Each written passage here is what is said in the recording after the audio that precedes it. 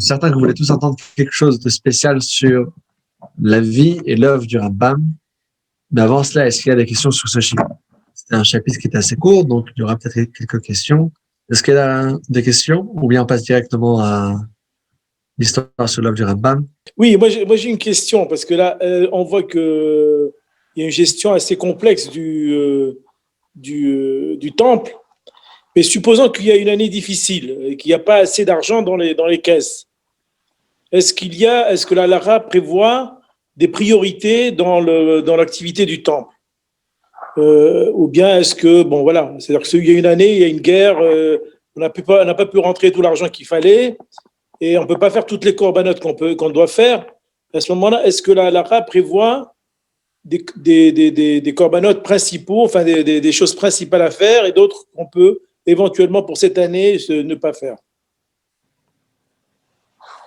Alors, il y a dans l'histoire juive, il y a eu des fois où les Juifs ils n'avaient pas tous les besoins nécessaires pour le Beth Amikdash. Il y avait notamment durant le siège de Jérusalem. Et les sages à ce moment-là, ils sont assis ensemble, ils sont posés votre question. Ils sont dit, qu'est-ce qu'on va faire? Quelle sera la priorité? J'ai tellement de sacrifices, mais qu'est-ce qu'on va faire? Et la réponse, elle est magnifique. La réponse, elle est que c'est le Tamid Shel Shachar et Tamid Shel Ben Arbaï. Les deux sacrifices quotidiens, voilà, c'est une bête corban pour ramener le corban le matin, une le soir. Ça, c'est le plus important. D'ailleurs, il y a des fois des gens qui pensent que les belles choses qui sont en plus, le beau moussaf, le Yom Kippour, il y a des gens qui pensent que ça, c'est la chose la plus importante. La vérité, non, c'est que la chose la plus importante, c'est c'est ce qu'on fait quotidiennement, c'est ça la chose qui est importante. Des fois, il y a des gens qui viennent et c'est les plus grands amis. À certains moments, il y a des grosses occasions, tout à coup, ils sont là. Mais si j'ai besoin d'eux à 1h du matin, ils seraient jamais là. Un vrai ami, c'est une personne qui est là au jour pour le jour. Il est là tous les jours, on peut le contacter, et c'est un vrai ami dans le quotidien. Pareil dans le service de Hachem. Il y a des fois des mitzvot exceptionnelles qu'on fait. Il y a des fêtes, il y a des fois il y a ceux qu'on fait Shabbat, etc. Mais ce qu'il faut savoir, c'est que la chose la plus importante, c'est le tamid du matin et le tamid de l'après-midi, ça c'est la chose la plus importante. Ça racontait dans la Gemara que durant le siège, alors ils n'avaient pas de bêtes. Parce que dans Jérusalem même, il n'y avait jamais des bêtes. Tous les jours, ils envoyaient par la muraille, ils envoyaient une chaîne avec un petit coffret, plein de pièces d'or. Ils envoyaient ça de l'autre côté de la muraille, et les Romains, ils recevaient ça, et les Romains, ils renvoyaient de l'autre côté, ils renvoyaient sur une chaîne, ils envoyaient une bête pour pouvoir sacrifier le tamid, le korban quotidien. Jusqu'à ce qu'un jour, les goïms s'étaient rendus compte que finalement, ce qui nous garde fort et ce qui tient les Juifs avec cette force, c'est ce corban-là. Donc, nous, on fait le siège pour les faire tomber. Mais on est en train tous les jours de les vendre et de les donner la force pour pouvoir nous faire face et tenir tête. Qu'est-ce qu'ils ont fait? Un beau jour, les Juifs, ils envoient leur euh, petit coffre d'argent et les goïms, ils ont envoyé de retour, au lieu de renvoyer un animal caché, ils ont envoyé un davar achem. Ils ont envoyé du porc. Et le porc, il a rentré comme ça ses pattes, il touche avec ses pattes la muraille, et c'est écrit que toute la muraille de Jérusalem, elle a tremblé. Parce que la muraille, elle est kadosh, elle est sacrée, et d'avoir une bête qui était impure, ça a fait trembler la muraille. Bon, bref, ça c'est l'histoire. En tout cas, on voit de là que c'est une question qui s'était posée. C'est un cas de figure qui est malheureusement arrivé. Et la chose qui était la plus importante, c'était d'assurer le sacrifice quotidien. Ça, c'est la chose la plus importante. Merci. Okay. Hazak. Alors, l'avis du Rambam. Alors, le Rambam, on retrouve déjà qu'il y a une chose particulière par rapport à lui, que le Rambam, il était toujours en train de s'assurer que pas seulement les juifs ont tout ce qu'ils font, tout ce qu'il leur faut, mais également les non-juifs. Et il se préoccupait de ça de façon très particulière. Que ce soit dans les enseignants du Rambam, le Rambam, il donne une halakha, il tranche une halakha claire, il dit que Moshe Rabbeinu a donné la mitzvah à tous les habitants du monde, qu'on a tous la responsabilité d'influencer tous les citoyens du monde entier, qu'ils fassent tous les mitzvot Bnei Noach. C'est-à-dire que ça ne suffit pas pour un juif que lui-même fasse à titre personnel Torah mitzvot, mais on a également l'obligation d'influencer les non-juifs à pratiquer leur mitzvot à eux. Et donc, eux, ils n'ont pas les 613 mitzvot. Bien sûr, on ne cherche pas que les non-juifs deviennent juifs. Chacun a une mission de la façon qu'il est. On ne cherche pas à changer les gens. On cherche à ce que chacun soit le meilleur de ce qu'il doit être. Et donc, le Rambam, il dit ça comme une halakha. Il dit qu'une personne, il a l'obligation, c'est une halakha, il a l'obligation que s'il voit un goy qui peut l'influencer sur quelque chose, il a l'obligation de l'influencer et qu'il fasse les 7 mitzvot de l'Enoach. Une deuxième chose qu'on voit dans son livre de la halakha, ce sera dans le dernier chapitre qu'on va étudier du Rambam. À la fin de ce cycle, Bezrat Hashem, le Rambam là-bas dit qu'à Mashiach, le monde entier, Esek Kol HaOlam, le monde entier, ils vont juste faire qu'une seule chose toute la journée, ça sera de connaître Hachem. Comme écrit dans le verset, que le monde sera rempli de connaissances vers Hachem, comme l'eau qui recouvre la mer. Quand le Rambam dit le monde entier, alors le monde entier, c'est pas juste les Béné Israël, pas juste les Juifs. Le monde entier, c'est même les non-Juifs. C'est-à-dire que le Rambam, dans son livre de Halachot, dans le Mishnah Torah, il tranche une halakha claire et il dit que ça sera pas seulement, il dit que ce sera pas seulement les Juifs qui vont apprendre à connaître Hachem, ce sera également les non-Juifs.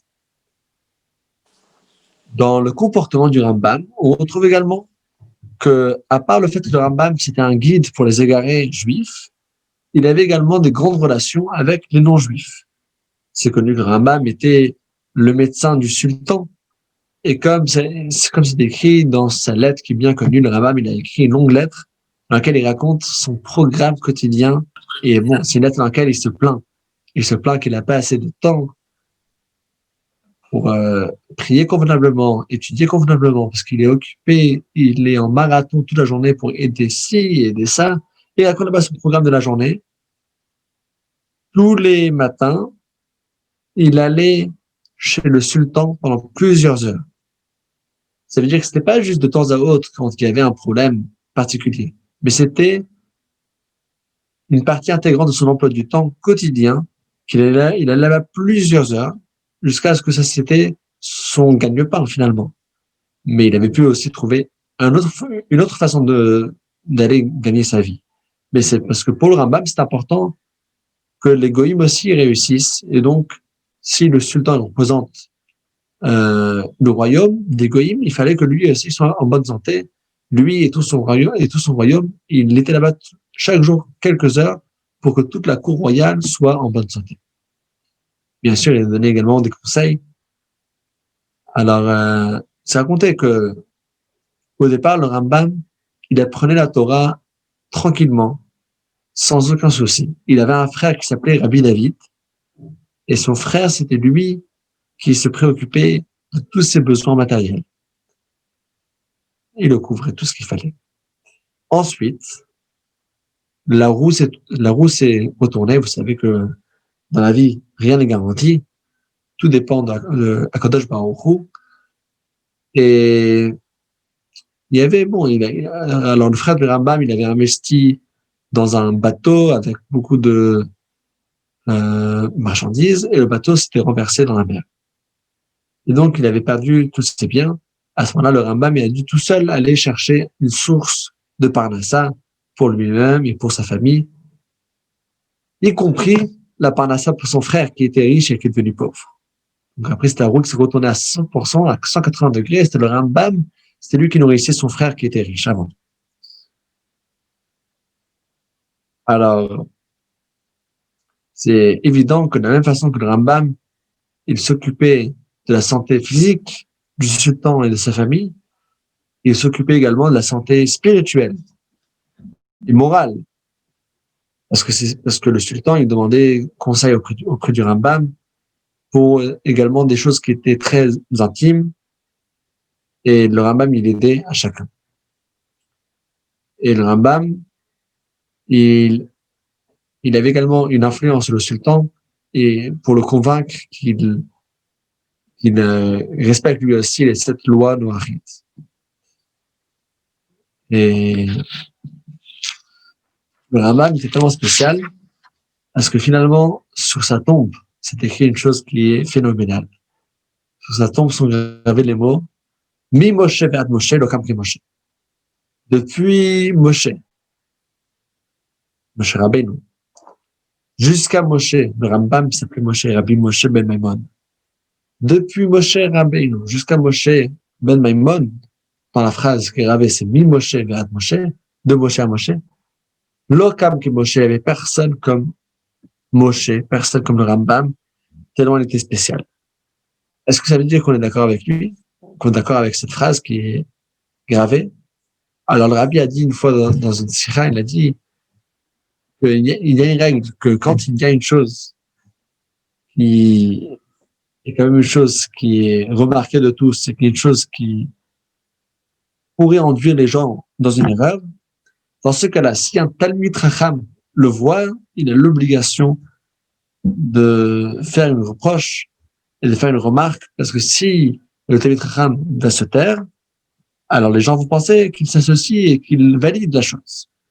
Dans ce cas-là, de dire que depuis Moshe Rabbeinu jusqu'au Rambam, il y a des personnes comme le Rambam, ça peut gonfler, non, entre nous. C'est-à-dire, en fait, on dit que tous les autres très grands sages au milieu, et personne n'était comme le Rambam. C'est quand même fort de dire ça. Or, pendant les 1000 ans, depuis que le Rambam est décédé jusqu'à aujourd'hui, il y a eu des Gdolei Israël, des grands de Béné Israël de tous les milieux, qui ont visité le tombeau du Rambam, et ils ont tous vu cette gravure qui dit que de Moshe à Moshe, nul n'était comme Moshe. Ils sont tous restés en silence. Personne n'a fait aucune remarque. Mais de ça, le fait qu'ils sont restés en silence, ça veut dire que tous ces sages-là, de tous les milieux, ils sont tous d'accord avec cette phrase que depuis Moshe Rabbeinu jusqu'au Rambam, personne n'était comme le Rambam. Et donc, c'est un grand srout, un grand mérite pour nous de pouvoir participer dans cette étude du Rambam, qui est vraiment une étude qui est très spéciale, qui touche beaucoup au Rabbi.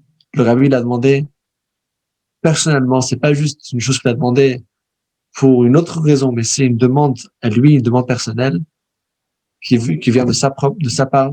Le Rabbi, c'est lui qui a instauré cette étude. Et donc, c'est aussi l'occasion ce soir de faire un grand lechaïm pour tous ceux qui participent et tous ceux qui aident à ce que cette étude puisse rester de façon constante, de façon forte, de façon professionnelle. Alors, très en lechaïm que le srout du Rambam accompagne chacun de nous et vous tous, et le srout du Rabbi, évidemment, avec le brachot du Rabbi. Entrez en lechaïm.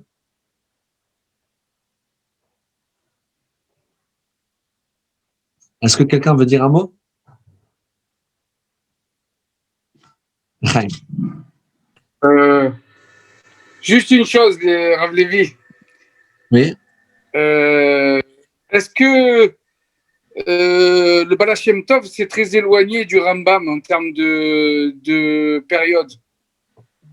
Ouais, mais il y a quand même 600, 700 ans entre le Rambam jusqu'au Baal Shem Tov. Okay. Plus que 600. Bon, ils n'auraient pas pu se connaître alors. Physiquement, okay. Non, mais les tzadikim de ce niveau-là, ils se connaissent d'une autre façon.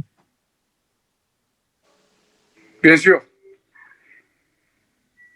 Mais pourquoi c'est arrivé aussi tard, Baal Shem Tov? La chassidoute. Ça, c'est une très bonne question, mais c'est pas lié avec le Rambam. Oui, non, c'est clair. Mais je me pose la question quand même. Ok, Chaque chose vient dans son temps. d'accord. C'est-à-dire, tu peux poser la même question sur chaque God's chose. timing. Pourquoi est-ce que la Haftara s'était instaurée seulement des années plus tard, alors que de base, les Juifs ils disaient juste Kriyat Torah, et pas la Haftara. Ah bon, chaque chose a une raison, il y a toujours une petite raison matérielle. Il y a un décret qui est arrivé, il y a une chose qui est arrivée. Mais il y a toujours la vraie raison, c'est parce qu'à Kol, il a fait Astabito. Hachem, il fait chaque chose dans son moment. Chaque époque a une chose à son niveau et ses révélations qui viennent. Et le Baal Shem Tov, lui, il est venu dans les moments les plus obscurs de la Galoute et dans la période qui sera préparatoire finalement pour le Mashiach. Et c'est pour ça qu'il est venu à ce moment-là et pas avant. Mais ça, encore, c'est un sujet qui est à part. Donc, j'étais juste répondu sur le bout de la fourchette. Comme ça, tu as déjà de l'avant-goût. Mais ça, c'est une très bonne question et ça mérite un grand, enfin, après, que pour ça. Oui, moi j'avais une Il y a question. Rachi aussi. Il y a Rachi aussi. Monsieur Wackling, juste une seconde, après je vous laisse la parole. Rachi aussi, qui est aussi à une période phare aussi, et qui était en plus en France. J'en parlais aujourd'hui avec mes beaux-fils. Comment il a pu atteindre un tel niveau depuis Troyes, la ville de Troyes en France, qui est même pas la capitale, qui est même pas Paris. Et quels pouvaient être ces... Est-ce qu'il pouvait y avoir un lien avec le Rambam lui aussi? Qu'est-ce que c'est Paris? Quelle importance a Paris? L'importance, c'est une ville qui a beaucoup de Torah. C'est qu'une capitale, c'est sûr. La vraie capitale, c'est là où il y a de la Torah qui sort. Dans chaque pays, c'est différent. Il y a des fois des pays dans lesquels la capitale, c'est une ville importante. Il y a des villes dans lesquelles la capitale, c'est juste là où il y a les bureaux, mais c'est pas une ville qui est importante du tout. Alors, pour nous, juste le fait qu'une ville soit une capitale, c'est pas une importance. L'important, c'est où est la vraie capitale. Il y a une capitale officielle, mais après, il y a où est la capitale économique, où est la capitale politique, la capitale de X choses. Alors, la capitale de Torah, ça, c'est la vraie capitale. Oui, moi, j'avais une question en rapport avec le cours. Quand il y avait une faute du Beth Din sur une halakha ou que le Kohen faisait une faute qui avait des répercussions sur toute la communauté, il devait faire un korban. Et vous avez dit que ce korban, on ramassait de l'argent de la communauté pour faire ce korban. Et il me semblait que ce korban, en fait, était payé par le Kohen qui avait fait la faute ou par le Beth Din lui-même, par la personne qui avait émis la faute, pas par la communauté qui avait subi la faute. Oui, alors, il devait ramasser. Alors, c'est un cas spécifique. C'est un cas dans lequel le Sanhedrin, vous avez raison, le Beth Din, ils ont dit à tout le monde qu'on a le droit de faire telle et telle chose. Il s'avère qu'ils ont fait une erreur. Alors, les gens qui ont suivi les directives du Beth Din, ils sont pas responsables. Non. Ils ont fait exactement ce qu'Hachem les a demandé de faire. Hachem a demandé, Lotasur, mais ne dévie pas de tout ce que les sages vont te dire. Les Juifs simples, ils sont tous couverts par de l'assurance. Mais il faut que ces sages-là, il faut qu'ils ramènent. Alors là, on a dit que ces sages-là, ils ne peuvent pas prendre la casse générale, mais c'est eux-mêmes qui doivent spécifiquement donner l'argent pour ça. Oui. Donc c'est vrai, c'est eux-mêmes, donc c'est les gens qui sont responsables de cette faute, c'est eux qui devraient ramasser l'argent. Donc pas juste, ils ne peuvent pas prendre une casse générale, mais ils doivent prendre et ramasser spécifiquement pour cette chose-là. Et c'est vrai, c'est les gens spécifiques qui l'ont fait, qui eux doivent sacrifier. Financer le korban et doit être financé par la personne qui a commis la faute. Là où les personnes. Oui. D'accord. Merci beaucoup pour tout. Merci pour les cours et pour le temps que vous prenez pour rester avec nous le soir comme ça aussi tard.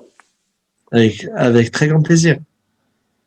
Écoutez, c'est une très grande mitzvah et c'est un très grand srout.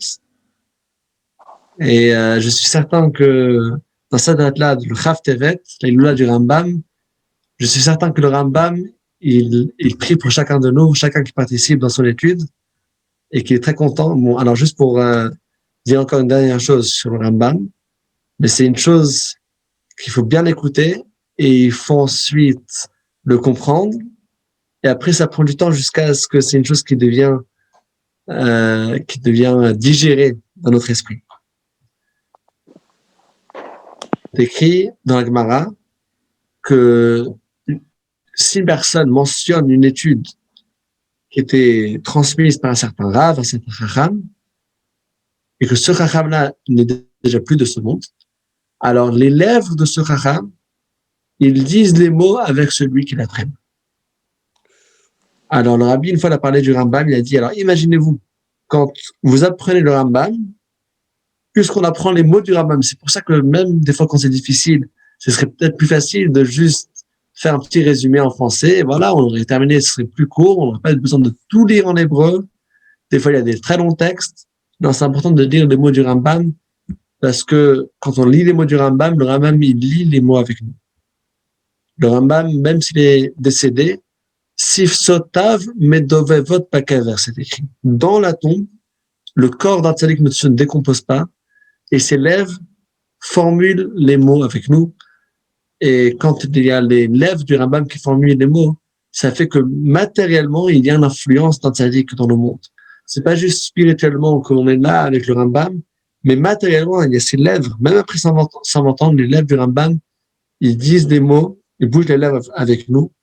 Et quand une personne fait un mouvement dans le monde, ça a un impact sur le monde entier.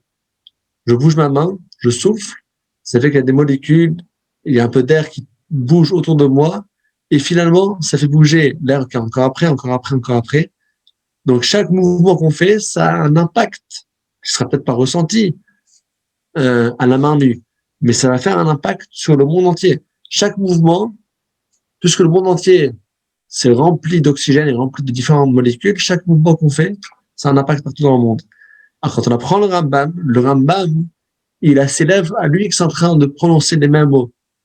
Et avec cette puissance-là, ça ramène une puissance de Kedusha immense qui va impacter le monde entier. Alors, on se rend même pas compte de la grandeur de cette étude. Et voilà, en tout cas, c'est bien de le savoir. Comme ça nous encourage premièrement à nous, pas juste de continuer, ça c'est sûr qu'on va le faire, mais de continuer avec encore plus d'entrain et plus d'assiduité, mais également que chacun partage ça avec des amis.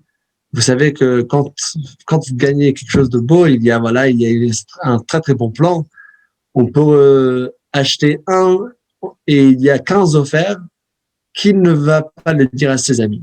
C'est sûr qu'on va essayer de ramener tous ses amis si je suis un vrai ami, je veux pas que tu perdes ce gain exceptionnel. Alors, quand on découvre qu'il y a un shiur qui est important, qu'on apprend le Rambam, et que c'est une importance immense pour le Rambam et pour le Rabbi, alors il faut pas être égoïste et pas le garder pour soi-même, mais il faut que chacun de nous trouve encore des personnes, encore des amis, qu'il faut surtout pas que eux le ratent, que eux aussi puissent apprendre le Rambam et profiter de ce magnifique cadeau. Merci beaucoup. Zako Baruch et Erev Tov, et qu'on passe une bonne Iloula du Rambam, et j'attache à demain soir, rendez-vous à 21h pour un nouveau début, pour les lois de Kiddush HaChodesh, la loi des sanctifications de la lune, comment fixer le calendrier juif qui est basé sur la lune. J'attache, ça sera des chapitres passionnants.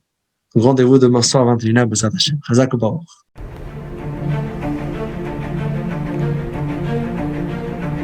Et si connaître toute la Torah était possible, plongez-vous dans les joyaux de la Torah.